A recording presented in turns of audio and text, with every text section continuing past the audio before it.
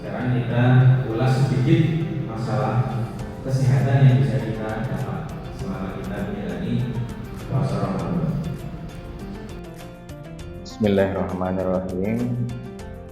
Assalamualaikum warahmatullahi wabarakatuh. Sugeng enjang Bapak Ibu sekalian, keluarga pasien ICU RSUD Haji Barang. Ada izin ya Bapak Ibu, salah satu program dari panitia Ramadan RSUD Haji Barang, kita mengadakan sedikit kajian. Ya, artinya bukan kajian Bapak Ibu, kita sama-sama saling mengingatkan ya Bapak Ibu dalam kebaikan. Mudah-mudahan Bapak Ibu semuanya yang saat ini sedang menunggu keluarga diberikan kesehatan. Bapak Ibu yang sedang sakit juga segera diberikan kesehatan kembali Bapak Ibu. Alhamdulillahirabbil alamin, puji syukur kehadirat Allah Subhanahu wa taala. Bulan ini kita semua kembali dipertemukan dengan bulan Ramadan Bapak Ibu. Sebuah bulan yang sudah kita tahu banyak sekali manfaatnya dari segi pahala. Sudah banyak keutamaan yang mungkin Bapak Ibu sudah banyak mendengar lah tentang pahala-pahala, tentang keutamaan-keutamaan yang didapat selama kita berada di bulan Ramadan. Ya, seperti dalam surat Al-Baqarah 183 itu kan disebutkan bahwa insya Allah kita akan tujuannya adalah takwa nih, Bapak Ibu nih. Mudah-mudahan kita semua bisa mencapai derajat takwa selama kita menjalani bulan Ramadan. Namun menariknya nih gini, Bapak Ibu semua, saya basicnya adalah seorang dokter. Jadi saya izin sedikit membahas tentang manfaat kesehatan bagi orang-orang yang menjalani puasa Ramadan ya. Jadi manfaat rohaniah, manfaat akhirat itu insya Allah Bapak Ibu semua sudah tahu ya, sudah banyak disebutkan di mana-mana. Sekarang kita ulas sedikit masalah kesehatan yang bisa kita dapat selama kita menjalani puasa Ramadan. Nah, yang pertama ya Bapak Ibu, itu puasa itu bisa memperbaiki kesehatan metabolik Bapak Ibu. Metabolik itu metabolisme di tubuh kita. Kenapa bisa demikian? Jadi saat kita menjalani puasa, kalau kita menjalani puasa di Indonesia itu kan kurang lebih sekitar 13 sampai 14 jam per hari ya Bu ya. Itu karena kita tidak isi dengan makanan, kita tidak makan, kita tidak minum. Akhirnya apa yang terjadi dalam metabolisme tubuh kita? Itu tubuh akan membongkar cadangan gula yang ada di tubuh kita. Jadi gulanya kita nggak minum, nggak makan, akhirnya gula yang jadi cadangan itu akan dibongkar. Ya, dibongkar. Kalau cadangan gulanya itu habis, akhirnya lemak Bu yang mau dibongkar. Pertama glukosa dibongkar, nanti lemak juga akan dibongkar. Kemudian produksi insulin yang bisa mempengaruhi atau memetabolisme glukosa itu akan lebih stabil, tidak naik, tidak juga terlalu turun, stabil. Efeknya apa Bapak Ibu? Yang pertama bisa menurunkan berat badan. Ya, akhirnya memperbaiki body mass index. Coba Bapak Ibu perhatikan ya, kalau perlu nimbang berat badan sebelum sama sesudah puasa ya. Nanti bisa Bapak Ibu bandingkan. Normalnya harusnya turun. Ya, normalnya harusnya turun. Kemudian lemak-lemak juga, perut yang tadinya buncit banget ya harusnya juga berkurang, Bu, ya. Kemudian kadar gula harusnya stabil. Karena kita gulanya banyak dibongkar, insulinnya stabil, akhirnya harusnya gulanya stabil. Ya. Jadi puasa itu baik untuk pasien-pasien yang punya diabetes, sakit gula. Kemudian orang-orang yang punya sindrom metabolik seperti hipertensi, gula, kolesterol tinggi, itu baik Bapak Ibu. Dan sakit jantung. Ya, memperbaiki kolesterol. Ya, Masya Allah, dibalik manfaat, dibalik keutamaan yang begitu besar, ternyata perintah Allah ini juga mengandung manfaat-manfaat kesehatan. Ya, itu yang baru yang pertama Bapak Ibu.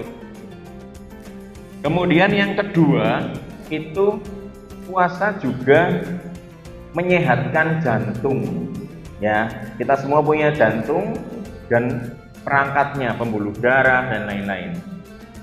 Kenapa kok bisa demikian? Sudah banyak penelitiannya bahwa puasa itu bisa menurunkan kadar kolesterol jahat atau LDL bahasa medisnya ya. Kolesterol jahatnya turun, trigliseridnya turun, dan kolesterol yang baik akan naik Bapak Ibu, atau HDL itu akan naik. Ya, kenapa bisa demikian ya tadi? Karena ada metabolisme yang baik, ada bongkar-bongkar cadangan lemak, cadangan gula, akhirnya memperbaiki profil lemak. Ya, dengan catatan Bapak Ibu ya, kita tentu dengan pola sahur dan berbuka yang baik. Ya, boten kados balas dendam. Nggih, bedane puasa bukane wah wareg banget ya Bu. Gula diminum, kopi, gula, es buah, ya bar gue nasi padang, bar sahur nasi goreng. Nah itu di luar ya Bu ya. Tapi selama itu baik, seimbang, gizinya terkontrol, itu akan manfaat-manfaatnya akan sangat banyak. Ya. Kemudian yang ketiga, itu puasa itu akan memperbaiki proses permajaan sel tubuh atau yang namanya autofagi. Sudah banyak penelitiannya Bapak Ibu, bahkan orang yang meneliti ini itu mendapat hadiah Nobel internasional ya. Itu apa itu autofagi? Itu adalah daur ulang atau pembersihan sel-sel yang ada di dalam tubuh ya. Selama puasa selnya baik, yang rusak dibersihkan dan regenerasinya dia meningkat.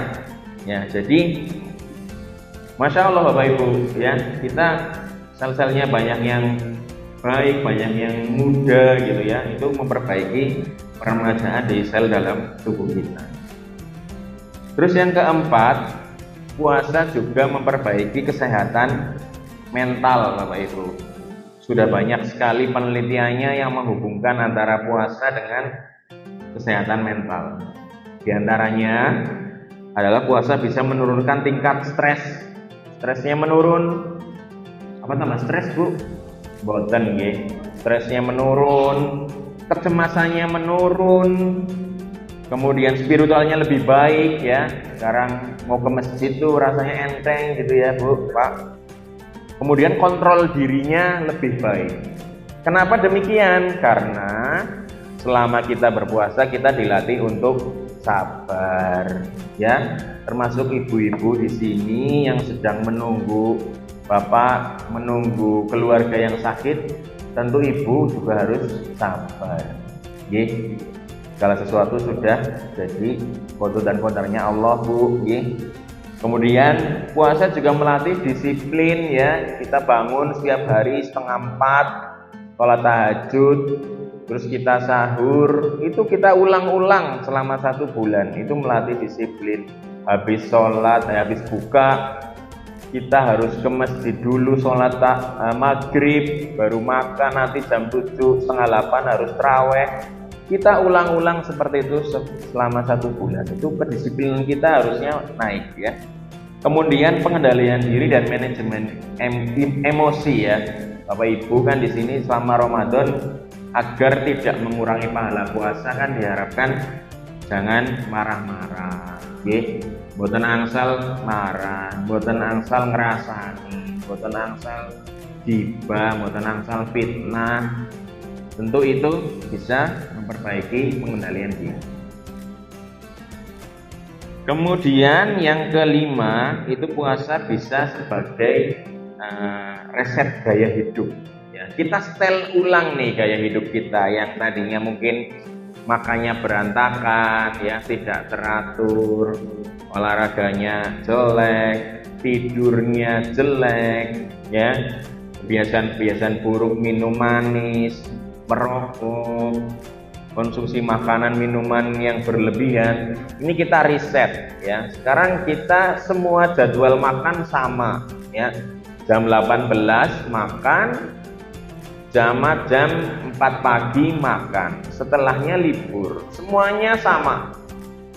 Ya, itu kan artinya lebih terjadwal dan terkontrol ya, Bapak Ibu. Kemudian kita tidak merokok ya.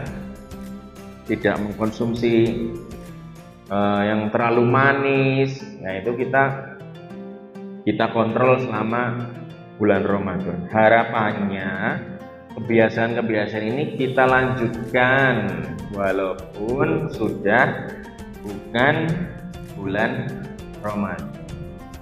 Olahraga boleh ya Bapak Ibu selama Ramadan, boleh olahraga ringan ya, apalagi beberapa jam menjelang berbuka atau beberapa menit setelah berbuka itu baik ya Bapak Ibu. Jadi tetap boleh, bukan berarti selama Ramadan itu kita hanya goler-goler ya, aktivitas fisiknya menurun, itu bukan seperti itu yang diharapkannya Bapak Ibu.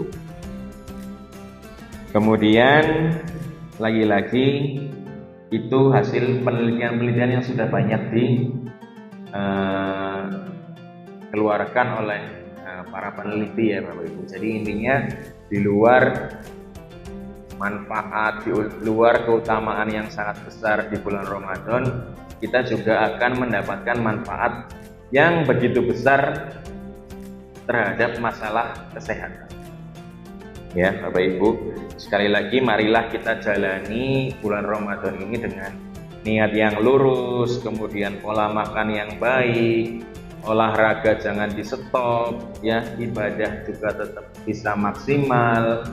Kemudian kesadaran bahwa setiap Allah memerintahkan sebuah kewajiban pasti selalu ada hikmah baik di balik kewajiban yang Allah perintahkan, apapun Bapak Ibu, termasuk salah satunya adalah puasa Ramadan.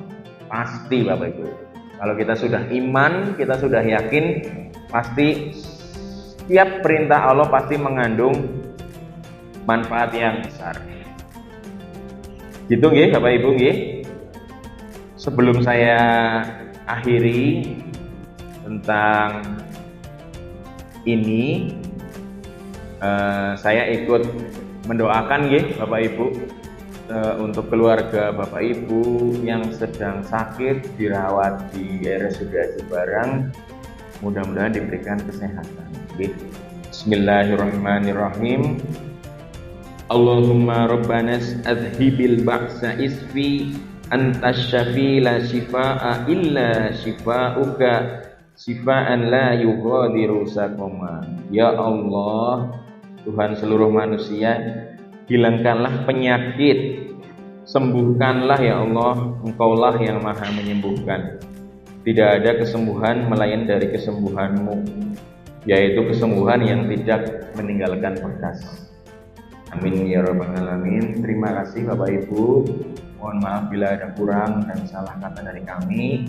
Billahi taufiq wal hidayah. Wassalamualaikum warahmatullahi wabarakatuh.